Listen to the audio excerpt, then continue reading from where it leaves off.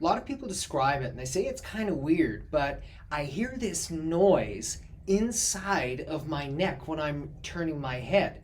What is that? Now, a lot of times people think that it's going to be either instability, bone rubbing up against bone, something really, really dangerous, scary like that, and it's not always the case. Oftentimes what it is, it's where there's a mechanical issue with the movement of the joints in the neck, and because of how it's stimulating the nerves, you're hearing the sound because of how it's not moving correctly. So what do we have here? We have a little model of the skull, the C1, the C2 vertebrae in your neck. In this particular area, this is going to be about 50% of all of the movement going up and down and side to side in your neck. And the joints are designed to be able to move and glide freely up and down and then pivoting side to side like this.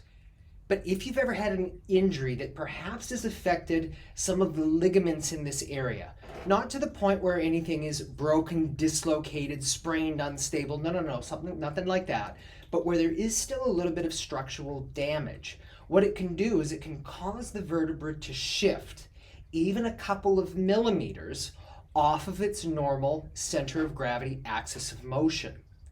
And when that happens, it means that the joint's not going to be moving as well as it was before. Think of it like a couple of mechanical gears that normally would be gliding together. But if they're offset, even those couple of millimeters, they can start to rub against each other. Or sometimes what I'll say, imagine that you're driving your car 100 k's an hour, but in second gear. You may not blow up your transmission, but it will certainly grind. Okay, so I think that that makes sense, that you can have this mechanical not moving properly, but why are you hearing it? It's because the nerve receptors in the neck, there are three general kinds.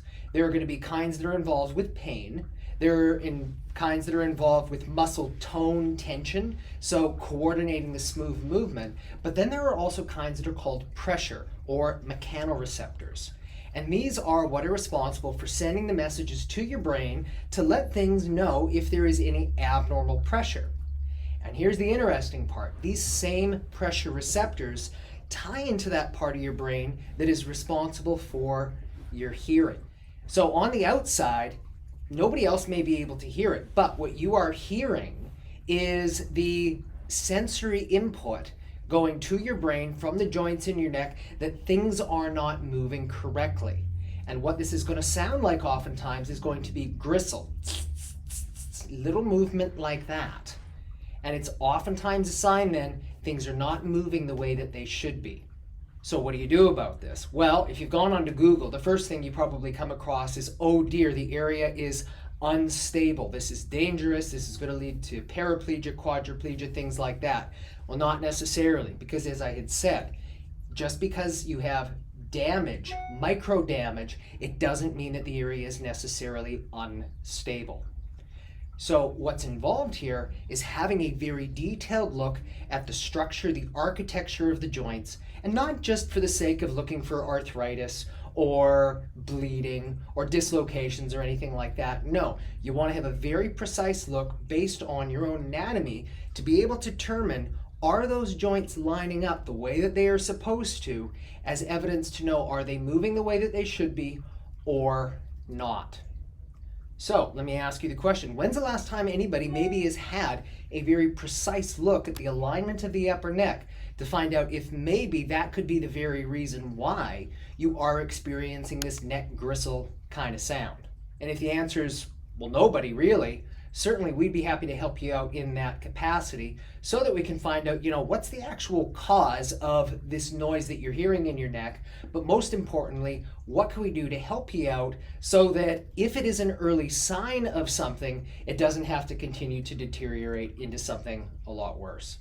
If you want more information about this, go check us out at atlashealth.com.au, where you'll find all kinds of additional information about how issues in the upper part of the neck can lead to different kind of health issues, but how by addressing that, you're able to improve your overall well-being and quality of life. Thanks for watching this video.